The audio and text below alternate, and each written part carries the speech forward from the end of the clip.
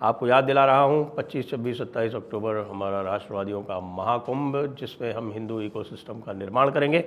उसके लिए हमारा जो क्राउड फंडिंग चल रहा है वो अत्यंत सफल है। आप लोगों की अनुकंपा से 63% उसमें अभी योगदान आ गया है। आप सभी से अनुरोध है, कृपया इस योगदान को शीघ्र 100% करें। इसके लिए या तो QR स्कैन कर लें या फिर डिस्क्रिप्शन में जाके लिंक को क्लिक कर लें।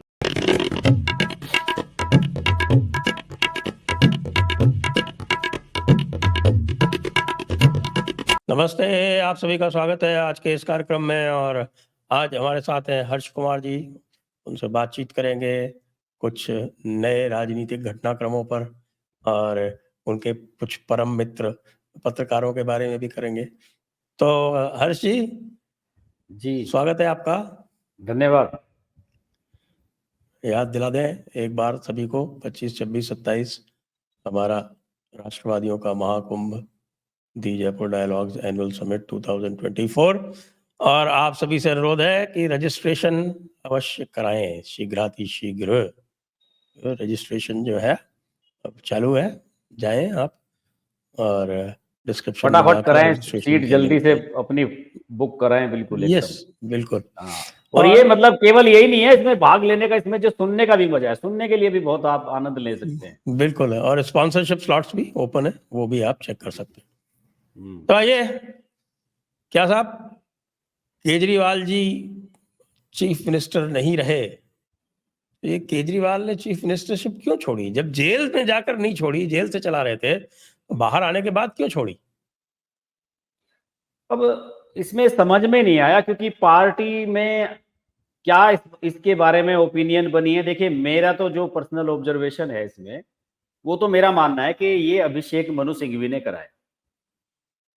उस दिन, जिस दिन ये छूट के आए बाहर, और उससे नेक्स्ट डे ये विद फैमिली मिलने के लिए गए थे वहां, केजरीवाल, संजय सिंह और आतिशी और सौरभ भारद्वाज और सुनीता केजरीवाल, ये सब लोग गए थे वहां पे मिलने के लिए शाम को।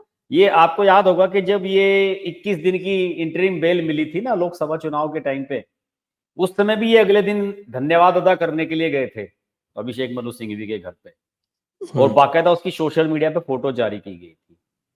और फिर इस बार भी गए हैं विद फैमिली। अब चाय पानी हुई शाम के समय, तो मेरे जो जानकारी है, जो हमारे पत्रकार साथी हैं जो आम आदमी पार्टी को नजदीक से कवर करते हैं, तो उनका तो ऑब्जर्वेशन यही है कि इसमें अभिषेक मनु सिंघवी ने इन्हें सलाह दी है कि आप लोग अब आगे की तैयारी करके चलो, क्योंकि ये मुकदमा ऐसा नहीं है कि ये एक दिन में खत्म हो जाएगा। ये तो 4 साल, 5 साल, 10 साल, पता नहीं इसमें क्या कहानी चलती रहेगी। तो आगे के ऑप्शंस आपको खुले रखने पड़ेंगे। तो इसमें पहला ऑप्शन तो यही था कि सुनीता केजरीवाल को बनवा दिया जाए, और पहली खबर उस दिन भी यही चली थी कि सुनीता केजरीवाल को बनवाएंगे। लेकिन उसमें क्या है कि ये चूंकि विधायक नहीं है, वो सबसे बड़ा तो पंगा वहीं पे फंस रहा है। और अब इस ऐसा कर, जो अब वर्तमान सिनेरियो बनकर आएगा, उसमें ये बड़ा आसान हो जाएगा कि सुनीता केजरीवाल को वहां पे ये चुनाव लड़वा दें, और उसके बाद सुनीता केजरीवाल को भी बनाया जा सकता है, केजरीवाल खुद भी बन सकते हैं। मुझे लगता है कि अब केजरीवाल चीफ मिनिस्टर दिल्ली के नहीं बनेंगे। अगर चुनाव भी होगा तो सुनीता केजरीवाल को सीएम बनाया जाएगा। अब आप याद रखिए कि इन्होंने उस दिन जब इस्तीफे की बात कही, तो ये कहा कि हम महाराष्ट्र के साथ अक्टूबर में ही चुनाव करवाना चाहते हैं, नवंबर में। तो आप बताइए कि इतनी क्या जल्दी आपको कराने की? जल्दी इस बात की है कि किसी दूसरे के हाथ में कमान ज्यादा समय नहीं रखना चाहते, 1-2 महीने से ज्यादा। फिर वो चंपई सोरेन और जीतन राम मांझी ने ऐसा उदाहरण पेश किया है कि सब डरते हैं इन सब लोगों को काम करते हुए। लेकिन आतिशी मारलेना जो है वो पक्की कम्युनिस्ट है, और वो वफादारी निभाएगी। आप निश्चिंत रहिएगा, वो ना चंपई सोरेन बनेगी, ना जीतन राम मांझी बनेगी। मेरा तो मानना है कि अभिषेक मनु सिंघवी ने टेक्निकल चीजों को देखते हुए, जो केस आगे बढ़ने जा रहा है उस ग्राउंड को देखते हुए, उन्होंने सावधानी के तौर पर ये प्लान इन्हें समझाया है कि आप विधानसभा भंग कराओ, चुनाव पहले कराओ, और 1-आध महीने के लिए किसी और को सीएम बना दो, फिर सुनीता को चुनाव लड़वा दो। लेकिन चुनाव तो फरवरी में ही होंगे, मुझे तो कोई चांस लग नहीं रहे कि प्रीपोल होगा। तो कोई चांस है ही नहीं, क्योंकि देखिए चुनाव करने के लिए भी आपको जो बेसिक्स है 2 महीने 3 महीने तो चाहिए। हाँ, नहीं, इलेक्टोरल रोल्स के रिवीजन में 1.5 महीना मिनिमम चाहिए। जी जी। और आज इलेक्टोरल रोल्स का रिवीजन अगर नोटिफाई होगा तो कम से कम 15 दिन का टाइम दिया जाएगा, तो 2 महीने हाँ। तो वैसे ही निकल गए। 2 महीने वैसे निकल गए तो पहुंच गए नवंबर दिसंबर में पहुंच गए, तो फिर फरवरी में ही कराएंगे, 1 महीने पहले थोड़ी करा देंगे। जी बिल्कुल सही बात है। ये तो सब पहले दिन से ही कह रहे हैं, जो आप भी बता रहे हैं बात, ये तो सब कह ही रहे हैं कि ये संभव नहीं है कि पहले कराया जाए। लेकिन अब मुझे लग रहा है कि 3-4 महीने के लिए तो अब आतिशी बनी गई है। और आप जयपुर डायलॉग वालों ने तो आज लिख ही दिया है कि ये अफजल गुरु के और वो इनके पिताजी के, मैं देख रहा हूँ अब तो फोटो भी आने लगे सोशल मीडिया पे इनके मदर और फादर के। अरे भाई, इनके पिताजी माताजी तो बिल्कुल इतने विजय पक्के सिंह। मार्क्सिस्ट थे कि नाम ही मार्क्स और लेनिन के नाम पे मार लेना हाँ रख दिया। उसके इतने जी। मजाक उड़ते थे कि मार लेना का जो है, लोग जो है भद्दे मजाक किया अभिषेक करते तिवारी थे तो उसके मार ऊपर। लो ना कहते थे। अभिषेक तिवारी तो कहता था मार लो ना। तो अगर ये स्थिति बन गई थी तो फिर बताइए, अफजल गुरु के अलावा बाकी भी आप इसकी परफॉर्मेंस देख लो कितनी खराब है आतिशी की। भाई नहीं तो इसको मिनिस्टर बनाया आप गया, बताइए ना, मिनिस्टर। खराब परफॉर्मर की तो दिए जाते हैं ये काम।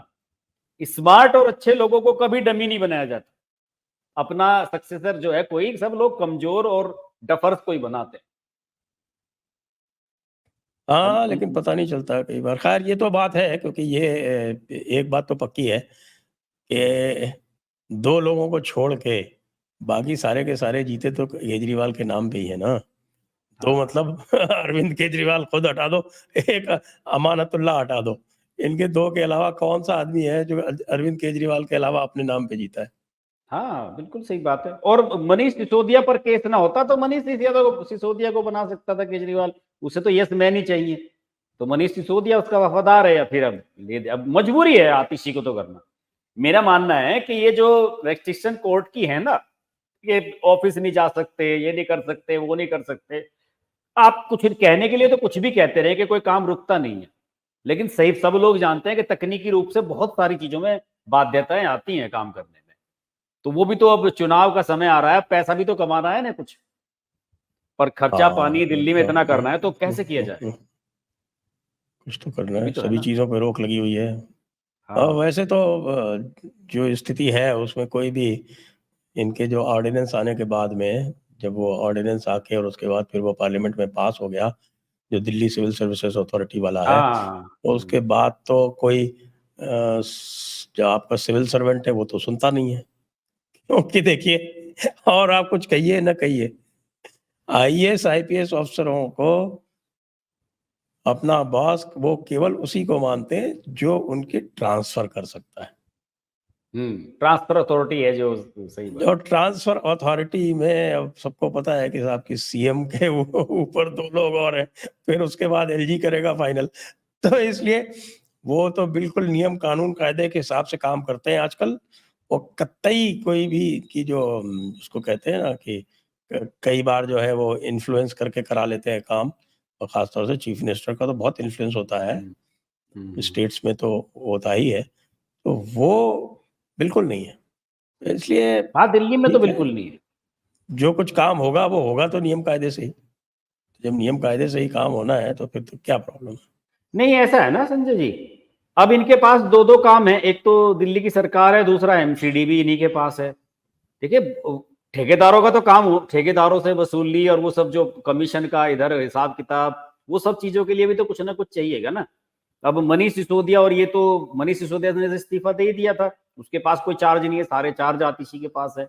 तो क्या होगा कि सारे चार्ज आतिशी के पास आ गए और चीफ मिनिस्टर भी बन गई। तो मुझे लगता है कि जो काम अटके पड़े हैं, इधर से उधर हम्म। करने वाला मामला है, वो उसे तो गति मिली जाएगी ना, इससे उससे तो फ्लो बनी जाएगा। तो ये इसके पीछे दोनों काम हो जाएंगे कि वो चुनाव से पहले खर्चा पानी भी हो जाएगा, जो पंगे वाले काम है। अब आप ये बताइए कि अगर केजरीवाल 4 महीने से अगर अपने ऑफिस नहीं गया है, तो हो सकता है ना कि किसी दराज में कहीं पे कोई फाइल लगा रखी हो, तो उसे तो निकाल लाएगी कम से कम आतिशी जाके, कि भाई 4 फाइलें वहां रखी कि वो फाइल में निकालनी भूल ही गया, तब से वहां ताला ही लगा हुआ है, मैं गया ही नहीं। तो उन फाइलों को तो निकाल लाएगी जाके। अब देखिए ना, हमारे यहाँ तो सुप्रीम कोर्ट भी अजीब है ना। अब आप बताइए कि क्या सुप्रीम कोर्ट इस चीज को कैसे तय कर सकता है कि आप ऑफिस नहीं जाएंगे, फलाना नहीं कह देना बहुत आसान है। अरे सुप्रीम कोर्ट तो क्या क्या कर देता है। सुप्रीम कोर्ट ने तो हाँ आज पूरे भारत में बुलडोजर एक्शन पे ही रोक लगा दी। हाँ बताइए। मतलब कब्जा माफिया की जय। हाँ बताइए। नहीं, और आप आपके अधिकार क्षेत्र का मामला नहीं है, आप इसमें एक तो मेरे समझ में आता हर चीज की गाइडलाइन बनाने लगते हैं भाई। अरे भाई क्यों गाइडलाइन बना रहे हो? अपना सरकारें हैं, वो मुख्यमंत्री हैं वहां के, उन्हें करने दो काम अपना। आप कहीं के लिए हर चीज की गाइडलाइन तो सुप्रीम कोर्ट बनाने लगी है। और कपिल सिब्बल जैसे लोग ये कह रहे हैं कि साहब लाइव स्ट्रीमिंग बंद करा दो, मेरी 55 साल की इज्जत सारी पानी फिर गया। बदनामी हो रही है बहुत ज्यादा। लोग उसके मीम बना रहे हैं, मजाक बना रहे हैं, स्विस बैंक खाते और पता नहीं क्या क्या निकाल कर ले आए। और आप संजय जी देखिए उसकी लाइव स्ट्रीमिंग कि कपिल सिब्बल के चेहरे के हवाइयां उड़ी रहती है, उसे पता ही नहीं है, क्लूलेस। अरे अच्छा अच्छा, वो फाइल कहाँ है, वो कहाँ है? तो उसे ऐसा लग रहा है कि अब मैं एक्सपोज हो रहा हूँ जनता के सामने कि भाई ये तो कुछ नहीं होता, इस पे तो बोला नहीं जाता है। वहां पे हर हर मामले पे से डांट पड़ रही है सीजीआई से, हर मामले पे जो है तुषार और वो सब सॉलिसिटर जनरल इसको पेल रहे हैं। तो ये कह रहा है कि भाई मेरी इज्जत पे तो दांव पे बन गई है। तो सुप्रीम कोर्ट में तो कुछ का कुछ चलता रहता है। भाई इज्जत तो ये हुआ था ये पिछली बार जब इसने हरकत की थी ना, वो झूठ बोला था लेके। सबसे बड़ा झूठ इसने ये बोला था कि साहब की ये इतनी सारी डेथ्स हो गई हैं और ये लोग नहीं आ रहे हैं हड़ताल की वजह से। हड़ताल की वजह से। तो जूनियर डॉक्टर्स ने कहा ये झूठ क्यों बोल रहा है भाई, मेडिकल कॉलेज तो सिर्फ वहां पे अटेंड 12-13 कर रहे है हैं सब लोग।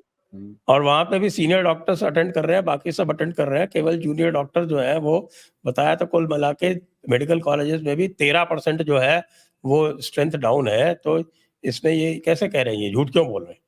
तो उस झूठ को लेके बहुत तगड़ा वहां पे रिएक्शन हुआ था। ममता बनर्जी को आखिरकार झुका लिया उन्होंने, काफी कुछ तो झुका लिया, अब और तो क्या चाहिए।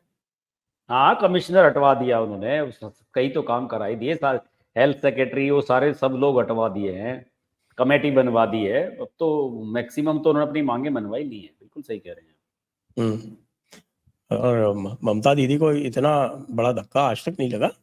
ममता दीदी को बिल्कुल एक तरह से घुटने पे आ जाना पड़ा और कमिश्नर को हटा के उसने अपनी जान बचाई है कि अगर कमिश्नर नहीं हटाया। ममता बनर्जी के तो जो मंत्री है ना, वो तो ये कह रहे हैं कि ये जो जितने भी जूनियर डॉक्टर्स हैं ये तो सबके सब राजनीति कर रहे हैं और फलाना कर रहे हैं। और ममता बनर्जी बयान ये दे रही है मीडिया के सामने बाहर आके कि भाई मैं पूरी मीटिंग जो चली कल 2.5 घंटे तक, उसमें मैंने उन्हें सिर्फ सुना, मैंने कुछ नहीं कहा, और मैं उनके एजिटेशन को सैल्यूट करती हूँ। उसने तो ये भाषा बोल ली है। अब ममता बनर्जी से अब आप जो बताए ना, जिस ममता बनर्जी ने, जो मोदी से नहीं डरती, वो किसी से नहीं डरती है, वो डॉक्टर ने डरा दिया उसे, लड़कों ने, नई जनरेशन ने। तो वो तो बहुत कमजोर स्थिति में है इस समय। और लोग तो ये भी कह रहे हैं कि आज चुनाव हो जाए तो बाहर है ममता बनर्जी, 2 साल बाद तो पता नहीं क्या। ममता बनर्जी से लोग अब फेड अप हो गए हैं। एक्चुअली क्या, ममता बनर्जी को बहुत बड़ा सेक्शन जो था वो सपोर्ट करता था, खासतौर से जो जिसको भद्रलोक बोलते हैं ना, भद्रलोक। तो भद्रलोक को ये एक जो हमारे यहाँ जो ये झूठा सेक्युलरिज्म वगैरह चलता है ना, उसके ऊपर उनको फीड कर रखा हुआ था। तो वो ब्रेन वॉश थे उसी सेक्युलरिज्म के चक्कर में, और उसी चक्कर में वो दूसरा ऑप्शन नहीं देखते थे। उनको या तो लेफ्ट पसंद आता था, और लेफ्ट से जब नाराज हुए तो फिर दूसरी सेक्युलर उनको मिल गई, ममता बनर्जी। बीजेपी को सबने ब्रांड कर रखा है कि भाई ये कम्युनल है, कम्युनल है। लेकिन अब इनके समझ में आ रहा है कि भैया ये तो अब यही पिट रहे हैं ना इसमें, अब यही लोग पिट रहे हैं ना। वही कह रहे हैं ना, उनके घर तक पहुंच गए जब उनकी बच्चियों का इस प्रकार से कलकत्ता के अंदर रेप होने लगा। देखिए मैं रहा हूँ बहुत लंबे समय तक बंगाल में, मैंने कॉलेज वहीं से किया है। वहां पे महिलाओं की स्थिति जो है वो परिवारों में बहुत ही मजबूत है। और वो आप ये देखिए कि कलकत्ता में मैं जब था वहां पे 70s 80s में, तो आप किसी महिला से दुर्व्यवहार करने की सोच भी नहीं सकते थे। और वहां का जो कल्चर था उसमें महिला के साथ दुर्व्यवहार बिल्कुल अक्षम्य बात होती थी। हाँ, वो दुर्गा वाला वो माना जाता था अवतार। बिल्कुल। और अब बसेस वगैरह में भी, ट्रैम्स में, जहाँ पे भी महिलाओं की सीट पे मान लीजिए अगर खाली है और आप बैठ गए, तो जैसे ही कोई महिला आएगी खड़े हो जाओगे आप तुरंत। ये नियम है अलिखित। और अगर मान लीजिए कहीं आपने 1 सेकंड की भी देरी कर दी तो बाकी सारे आपके पुरुष जो हैं वो चढ़ आपको जाएंगे। ऐसे देखेंगे कि हाँ कि क्या मतलब कैसा अभद्र व्यक्ति है ये। तो जैसे इतनी दिल्ली भी इसको मेट्रो में होता है कि लेडीज सीट पे कोई बैठ गया, सब ऐसे घूर घूर के देखने लगते हैं। तो इस तरह की स्थिति जहाँ हो वहां पर ये गुंडा राज पूरी तरह से, एक्चुअली तो मैं तो कहता हूँ ना कि ये तो सरकार जो है of the goondas by the goondas for the goondas हो गई है हाँ जी। पूरी तरह से। 2021 के और बाद तो बहुत खराब वो है परफॉर्मेंस इसका। सारे तो भ्रष्टाचार में हैं, जितने भी लीडर्स हैं इनके, कोई मंत्री कुछ नहीं बचा हुआ है। वो बताइए ना कि वो इनका एक वो मंत्री है सफीदुल्ला, क्या नाम है उसका, बयान पढ़ रहा था मैं आज, सभी अखबारों में छपा है। बंगाल वाले तो छापते हैं, दिल्ली वाले छापते नहीं है। उसने तो ये कहा है कि ये जो है सारे के सारे जूनियर डॉक्टर्स जो हैं ये एजेंट हैं विपक्ष के, और ये जो है उनके इशारे पे काम कर रहे हैं, और जब इन्हें पैसे बढ़वाने होते हैं तो मुख्यमंत्री के पास आ जाते हैं, प्रमोशन लेना होता है तो मुख्यमंत्री से बात करने को तैयार हो जाते हैं, लेकिन अब आप बात करने के लिए तैयार नहीं है। बताइए, उससे मुल्ला जी से कोई पूछे, उसके बाप की सरकार है यहाँ पे, प्रमोशन क्या मतलब वो अपनी जेब से देता है प्रमोशन इनको? वो तो उनका अधिकार है कि आप उन्हें सैलरी दोगे, प्रमोशन दोगे, उनका अधिकार है। उस पर कोई एहसान कर रहे हो आप उन्हें देके? इस तरह की बकवास कर रहे हैं। ममता तो समझ रही है चीजों को, साथ वाले लोग बिल्कुल नहीं समझ रहे हैं। वो अपना उसी धुन में है सारे के सारे, ये मरवाएंगे सब ममता को। सही बात है। ममता दीदी की जो स्थिति है वो इतनी गड़बड़ कभी भी नहीं हुई। और मुझे तो, मैं तो बहुत दिनों से कह रहा हूँ कि प्रेसिडेंट रूल लगा देना चाहिए, जो रूल ऑफ लॉ जी का सर, कोलैप्स है। अब इस और बंगाल मुझे वाले ये लग मामले रहा से ये है, मैं एक साबित हो बात गया और कहूँ, कि प्रेसिडेंट रूल मैं कभी कहीं नहीं लगाएंगे मोदी जी। ये फाइनल है। इससे ज्यादा और वर्स्ट पोजीशन बताइए आप क्या हो सकती है, और क्या आप उम्मीद कर रहे हैं? हो सकता है कि ममता को ये लग गया हो कि साहब कि शायद कहीं मोदी जी जो है वो लगा ही देंगे, तो इसलिए जो है उसने स्टेप बैक किया। असल में इसमें खबरें भी चलने लगी थी कि राष्ट्रपति शासन हो, और दूसरा शुभेंदु अभी आप अधिकारी देखिए वगैरह ना, लोग डिमांड करने लगे थे। गवर्नर ने किस तरह का स्टेटमेंट दिया था, बड़ा अजीब सा हाँ हाँ स्टेटमेंट हाँ, था।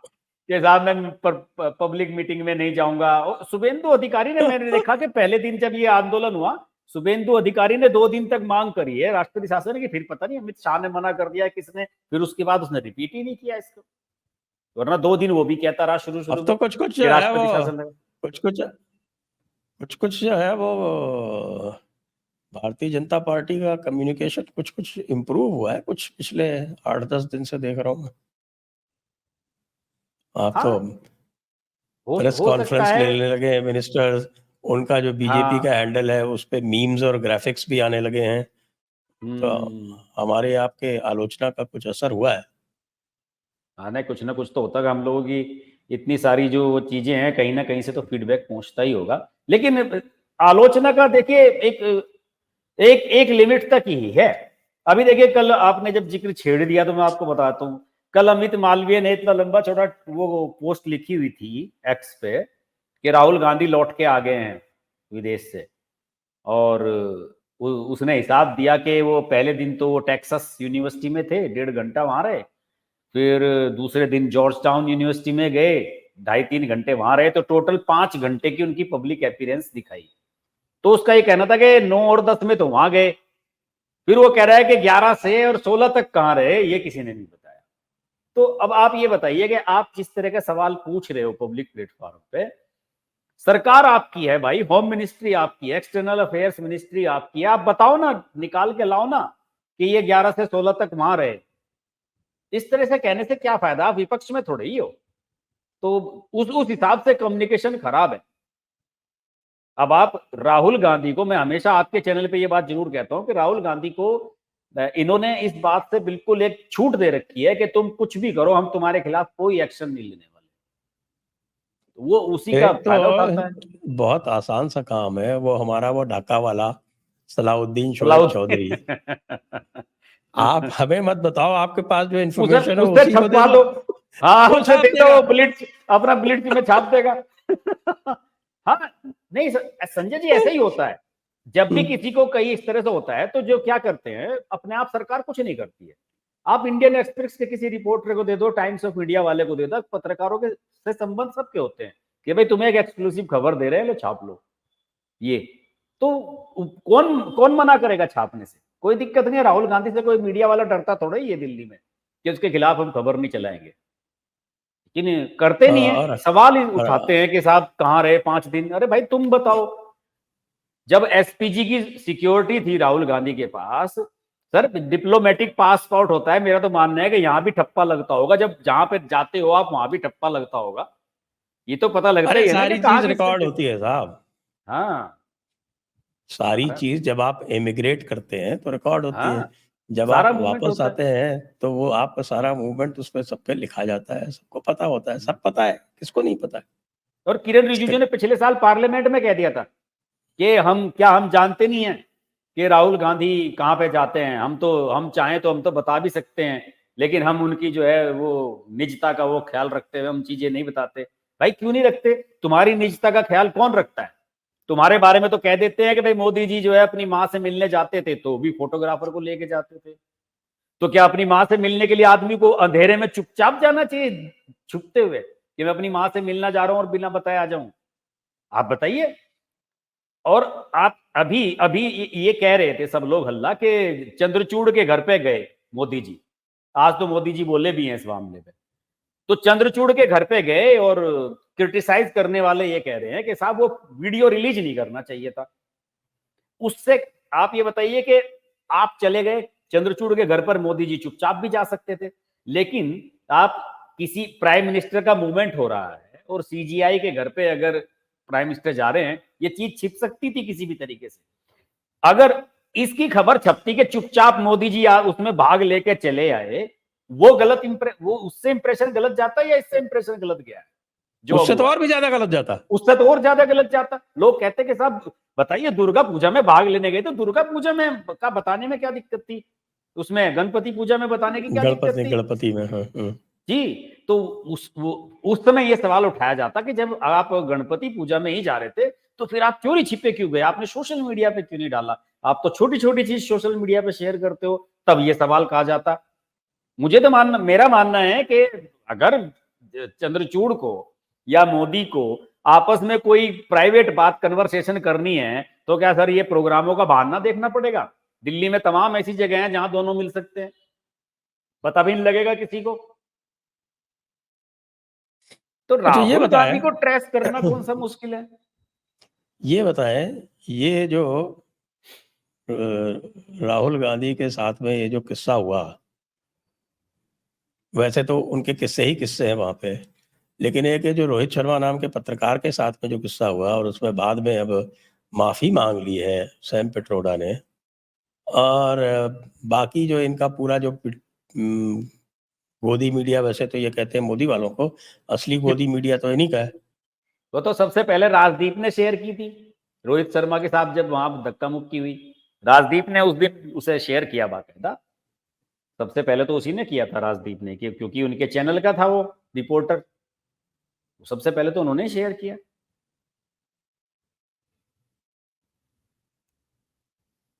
करेक्ट। नहीं हाँ, तो अब ये जो वहाँ गए थे माहौल बनाने राहुल गांधी, तो ये अब जो स्थिति है उसमें माहौल बना या बिगड़ा? आज देखिए, आज मायावती का कमेंट देखा आपने? नहीं मैंने नहीं देखा मायावती का। मायावती ने, मैं 1 मिनट में इसको खोल के आपको मैं खोल लेता हूँ पढ़ मायावती का। पढ़ के बताता हूँ कि मायावती ने आज जो है वो कांग्रेस के ऊपर क्या कटाक्ष किया। ऐसा जबरदस्त कटाक्ष किया है कि मैं तो ये समझ नहीं पाता कि ये जो कोई काम कर रहे हैं वो एक तो मायावती ने आज केजरीवाल के ऊपर किया केजरीवाल कमेंट। पे किया है और मोदी जी को जन्मदिन की बधाई दी है कांग्रेस वालों पे, तो हाँ, आज वो कुछ वो किया दिया है, लेकिन इसके पहले नहीं। आप देखिए, कांग्रेस के ऊपर जब कहा था तब हाँ इन्होंने कहा था कि साहब कि ये बीएसपी सैद्धांतिक जब कारणों से कांग्रेस गठबंधन नहीं करती है। नहीं, कांग्रेस नेता श्री राहुल गांधी की अब यह सफाई कि वे आरक्षण के विरुद्ध नहीं हैं, स्पष्टतः गुमराह करने वाली गलत बयानी है। ये जो उन्होंने आरक्षण के बारे में कहा था ना, वो मायावती ने लपक लिया। हाँ, वो खत्म कर देंगे वाली बात जो थी। तो अब ये एक बात और बताऊं आपको, जो मीडिया में नहीं आई है, ये मैं अपने एक शो में बोल चुका हूं, आज फिर से दोहराता हूं, लोग ध्यान रखें इसका, कि ये बात इन्होंने जम्मू में भी कही। जम्मू वालों को इन्होंने कहा कि जब हम आएंगे तो ये जो सारे ये जो रिजर्वेशन किए गए हैं ये सब खत्म कर देंगे, क्योंकि जम्मू में इस रिजर्वेशन के प्रति जो है वो थोड़ी सी, वहां पे देखिए, वहां ओबीसी नहीं है, वहां पे या तो जनरल है या फिर एससी और एसटी है। तो वहां पे जो ओबीसी रिजर्वेशन दिया हुआ है तो उसको लेके वहां पे रिजेंटमेंट है लोगों में। हाँ, तो वहां पे भी इन्होंने बोला कि हम जो है इसको खत्म कर देंगे जब हम आएंगे तब।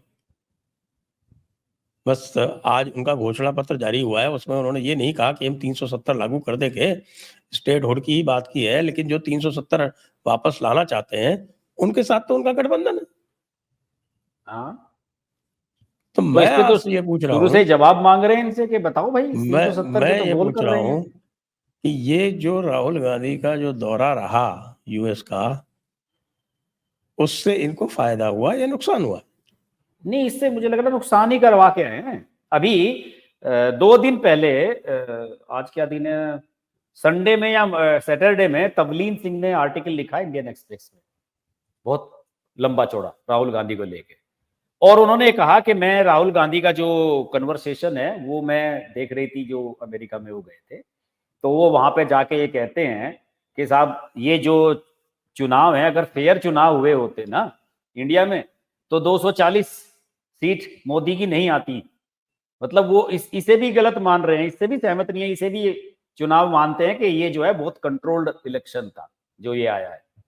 तो उन्होंने कहा कि ये वो कह रहा है कि जिसकी मां ने चुनाव आयुक्त को जो है रिटायरमेंट के बाद राज्यसभा में भेजा, गिल को, और उन्होंने कहा कि 3-4 दशक तक जिन्होंने जम्मू कश्मीर में कोई चुनाव फेयर होने ही नहीं दिया, रिजल्ट पलटवा दिए, उल्टे करा दिए, कभी अब्दुल्ला को बनवा दिया, कभी कुछ।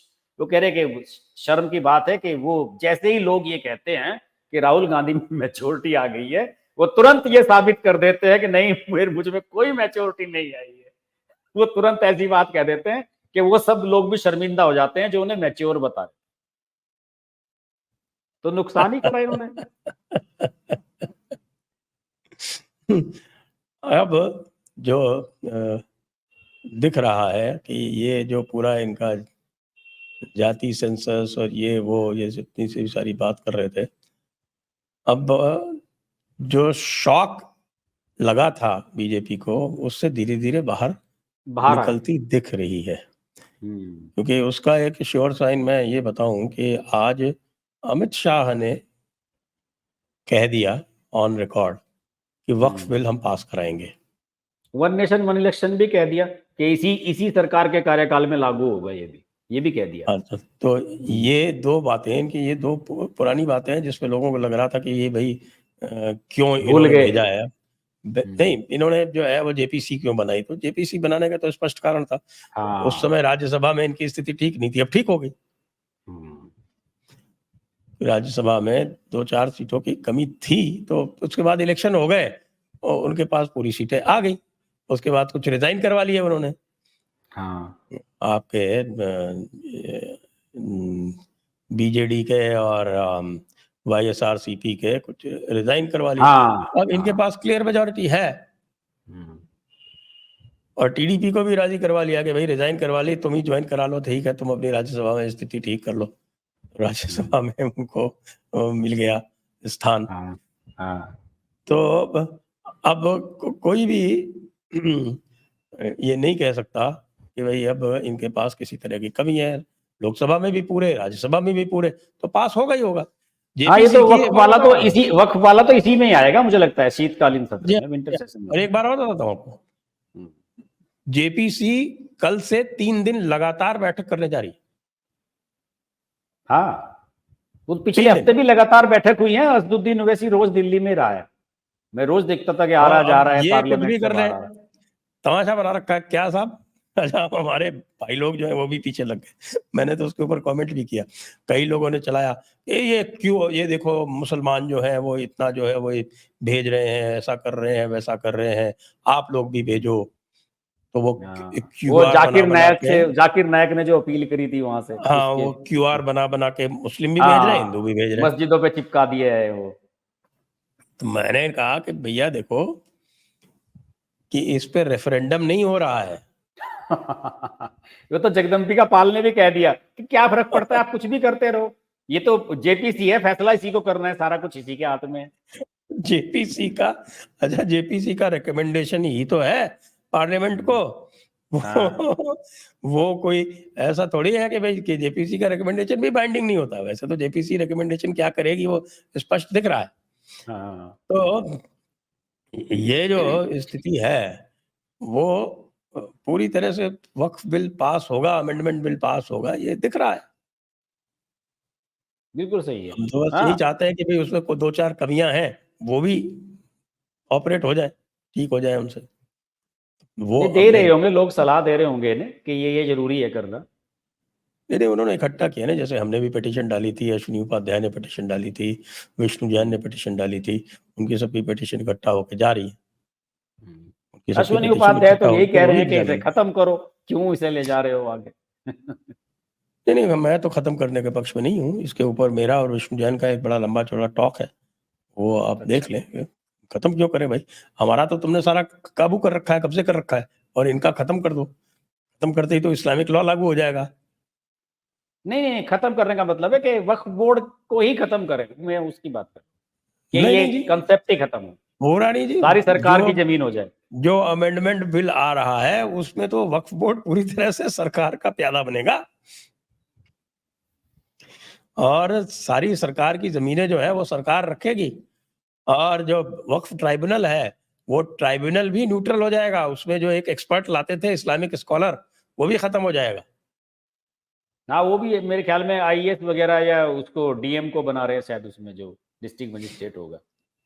नहीं नहीं नहीं, वक्फ ट्राइब्यूनल में एक ज्वाइंट सेक्रेटरी है, उसके लेवल का ऑफिसर होगा, उसके अच्छा। ऊपर के लेवल का, और हम्म, एक जुडिशियल ऑफिसर होगा।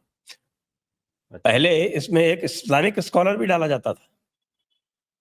तो वो हाँ, इन इस्लामिक सब के स्कॉलर आउट बहाने हो अपने लोग घुसा दो, इन सब के बहाने गए। अपने लोग घुसा देते थे सब, अब सरकारी आदमी रहेंगे। तो ये जब हो जाएगा तब तो स्थिति जो है वो बहुत ही खराब हो जाएगी। क्या करेंगे बेचारे, मुझे तो इनके ऊपर तरस आ रहा है, आपको नहीं आ रहा? नहीं, तरस क्यों आएगा साहब, आप ये बताइए कि ये जो यहाँ पे जितने भी वक्त की जमीनें हैं, ये क्या वहां से ईरान से लेके आए थे क्या ये जमीनें अपनी साथ यहाँ पे? मैं तो इस लॉजिक पे चलता हूँ ना, जमीन तो यहीं की है ना, आप यहीं पे आके कानून बना के हमारी जमीन लेके हमें जो है हमारे से हिसाब किताब करना, ये तो उस तरह की बात है ना। मैं तो फेवर में ही नहीं उसके। हाँ, बताइए ना, कोई ये जमीन ऐसी थोड़ी है कि हम सोना चांदी वहां से लेके आए थे, यहीं की तो जमीन है भाई। कितने साल पहले आए थे यहाँ मुगल, आप अंदाजा लगा लो। उसके बाद आप लोगों ने इतनी प्रॉपर्टी बना दी यहाँ पे, तो कैसे बन गई ये सारी? वो तो छोड़िए आप, 2013 में तो इनकी 4 लाख एकड़ से कम थी। 2013 में जब अमेंडमेंट आया है तो 4 लाख हाँ, एकड़ से कम थी हाँ, अब उसके बाद तो बहुत आपके। बड़ी है। और उसके अब हो बाद तो गई ये होगी कि जहां भी उंगली रख दी वहीं पे जमीन हमारी। 9,40,000 एकड़। हाँ, क्योंकि 2010 में सुप्रीम कोर्ट का एक जजमेंट आया था, उसमें ये निश्चित कर दिया गया था कि जो वक्फ एक्ट है वो केवल मुसलमानों के ऊपर ही लागू होगा, नॉन मुस्लिम्स के ऊपर ये लागू नहीं होगा। ये जजमेंट 2010 में आया था। 2013 में उसको भी उलट दिया कि साहब की कि किसी नॉन मुस्लिम की जमीन भी आप हड़प सकते हैं। उसके बाद तो तमाशा ही हो गया पूरा। तभी तो आपने देखा ना कि साहब का पूरे पूरे गांव जो है वो आ गए हाँ, वक्फ के उसमें। जहाँ पे हजार हजार साल पुराने मंदिर हैं वो भी वक्त की प्रॉपर्टी में आ गए, जब इनकी कोई, इनका मतलब जो है मजहब जो है पैदा नहीं हुआ था। तो ये सारे काम होते रहे। अच्छा, आपके आजकल दोस्त लोग जो हैं, उनके क्या हाल चाल है? बड़े चुप चुप से दिख रहे हैं, नहीं, कुछ हम बोल नहीं हमारे रहे आज। हमारे दोस्त लोग तो अपना काम कर रहे हैं साहब। अपने अजीत अंजुम साहब तो जो है हरियाणा में चाट पकौड़ी खाते हुए घूम रहे हैं, और कई वीडियो बना रहे हैं। उनका जो है, मैं आपको बताऊं कि मैं तो अब लगातार इस बात को चला रहा हूं कि इनके व्यूज में बहुत भयंकर गिरावट है। रवीश कुमार के व्यूज में मैंने आपके पिछले हफ्ते ही बताया था, आज भी आप खुल के देख लो कि वो जितने भी ये माधुरी वाले जितने बनाए हैं, सेबी वाले वीडियो सब फ्लॉप हुए हैं। सब बीच में बुरी तरह से उसके वीडियो नहीं चल पा रहे हैं। अजीत अंजुम का एक वीडियो चला है, वो भी इस वजह से चला है कि वो एक पार्क में गया कहीं जींद में घूमते हुए, तो वहां एक आदमी मिल गया, कोई मिगलानी साहब, वो वहां पे हर्बल टी वगैरह पिलाते हैं लोगों को सुबह आके। तो उन्होंने कुछ चुटकुले उसमें सुना दिए, बड़े मजेदार political jokes, two meaning type के। वो वीडियो उनका खूब चल रहा है, बाकी उन्हें कोई नहीं देख रहा है। हरियाणा में उनका कोई प्रभाव नहीं है उनके वीडियो बनाने का, वो ऐसे ही बस घूम रहे हैं, टाइम पास कर रहे हैं। बड़ी रीच कमजोर हो गई है और इन लोगों की। और बेचारे आशुतोष के साथ तो बहुत ही बुरा हुआ। नहीं, उसके लिए तो आप जिम्मेदार हैं। आपने जो है आनंद आनंद रंगनाथन से कह के जो है उसका इलाज कराया है, इसके लिए तो आप लोग दोषी है। हमने क्या किया है? हमने तो सबसे पहले तो वीडियो आपने ही बनाया, आनंद रंगनाथन वाला। नहीं, आप ये बताइए ना, आप ये बताइए, मैंने तो उस पर वीडियो ये बनाया था, मैंने आपका भी वीडियो देखा। मैंने तो वीडियो ये बनाया कि जिस तरीके से नविका कुमार की मौजूदगी में आनंद रंगनाथन ने कालू तोष को पेला है, तो क्या उसके बाद भी ये चैनल पे जाएगा? तो मैंने वहां चैनल वाले से बात की, इनके यहाँ टाइम्स नाउ वालों से, तो उन्होंने कहा कि आएगा जी, क्यों नहीं आएगा, हर शो के पैसे लेता है, पूरा साल भर का पैकेज फिक्स है इसका, ये गाली खा के भी अच्छा, आएगा। हाँ, ये तो फिक्स होते हैं ना कि आप महीने में 35 या 40 घंटे हमें देंगे, तो पैकेज फिक्स है इसका। इसकी कोई सत्यहिंदी.com से थोड़ी आमदनी हो रही है, ये इनके पैनल में भी जाता है, और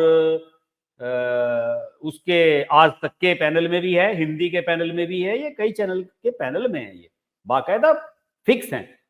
ये जो स्टूडियो में जाकर बैठते हैं ये तो पैसा लेते हैं, जो ऑनलाइन जुड़ते हैं प्रवक्ता वगैरह वो तो पैसा नहीं लेते, लेकिन जो एक्सपर्ट बैठते हैं स्टूडियो में जाकर, इनका फिक्स होता है कि इतने घंटे के इतने पैसे मिलेंगे। तो हर दिन का फिक्स है, 2,000, 4,000, 5,000 इस तरह से फिक्स है। तो महीने के 1.5-2 लाख रुपए अगर कहीं से मिल रहे हैं, उसे कोई क्यों मारना चाहेगा? आएगा वहां पे अच्छा। देखना, फिर भी आएगा। और इसलिए तो गाली खाते हैं, वरना ट्वीट कर देता कि मैं आज के बाद नविका कुमार के शो में नहीं जाऊंगा। उन्होंने आनंद रंगनाथन को सपोर्ट करा, मुझे तो नहीं करा। कुछ भी कह सकता था, लेकिन चुप है, कुछ बोला तो नहीं है उसके बाद। और उसके बाद टाइम्स नाउ वालों ने थंबनेल बनाए कि आनंद रंगनाथन ने नविका के शो में जो है इसकी धज्जियां उड़ाई, पोल खोल दी, ये लिख दिया। आप बताइए कि आपका वो भी एक आपका गेस्ट है, वो भी आपका एक गेस्ट है, तो आप उसके थंबनेल में ऐसे क्यों लिख रहे हो कि साहब आनंद रंगनाथन ने आशुतोष की, कालू तो आशुतोष की पोल खोली? क्या पोल खोली आनंद रंगनाथन ने? पोल तो खोली नहीं, वो तो उनकी बहस हो रही थी। लेकिन थंबनेल ये बताते हैं कि भाई 2 कौड़ी की औकात है। उनको हाँ, भाई दो दो कौड़ी का कहा, हाँ, 2 उनको कौड़ी का। उनको उनको स्टूज बोला। हाँ, हाँ, और ये उस भी कहा स्टूज आजा। ये भी कहा आजा। नहीं, नहीं, उसके साथ मैंने कहा कि don't shout, I am not your daddy. हाँ, अच्छा, ये सर इसका इसका मुझे थोड़ा सा आप थोड़ा सा दिलचस्प उसमें बताइए कि I am not your daddy, इसका क्या मतलब हुआ? इसमें क्या चिढ़ने वाली बात हुई?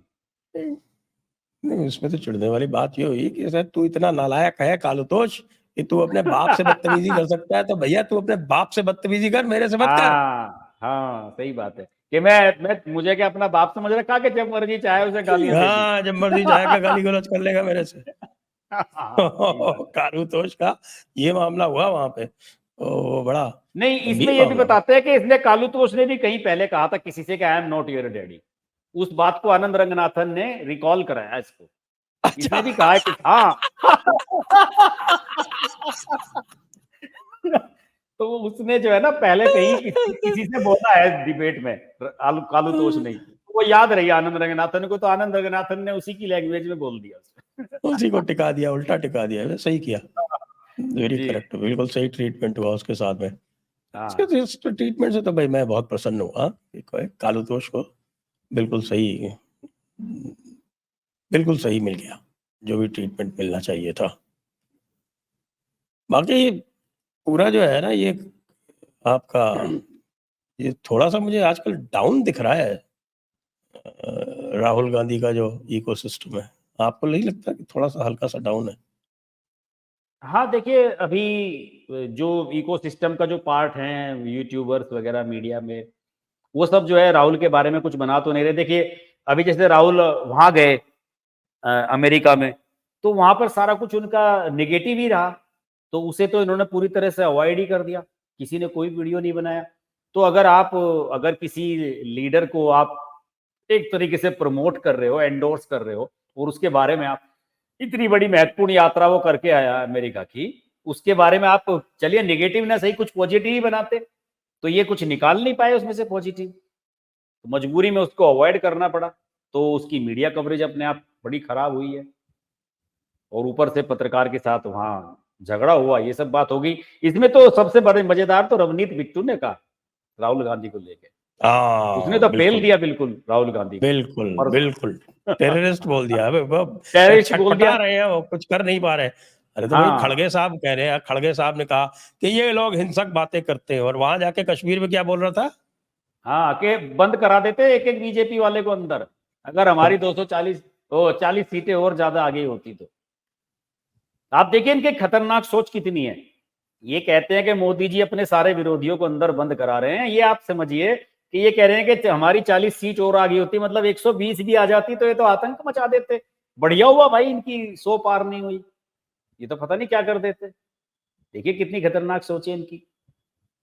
हाँ, मतलब 99 पे जो है वो भाई जो है वो ऐसा जो है बिल्कुल हाँ। मोर की तरह नाचता घूम रहा है चारों तरफ। और कहीं 150 हो जाती तो पता नहीं क्या करता। चलिए, तो आज की चर्चा को यहीं पर विराम देते हैं। सभी जी। दर्शकों को बहुत धन्यवाद। हर्ष जी को भी बहुत-बहुत धन्यवाद। जय हिंद, हाँ, जय और सभी भारत, वंदे मातरम। डायलॉग दर्शकों से निवेदन है भाई हमारे चैनल को भी 1 बिलियन पार कराएं, बहुत नजदीक बिल्कुल, पहुंचे। बिल्कुल, बिल्कुल। और हर्ष जी को सभी लोग सब्सक्राइब करें, हमारी तरफ से भी अपील। वंदे मातरम। नमस्कार।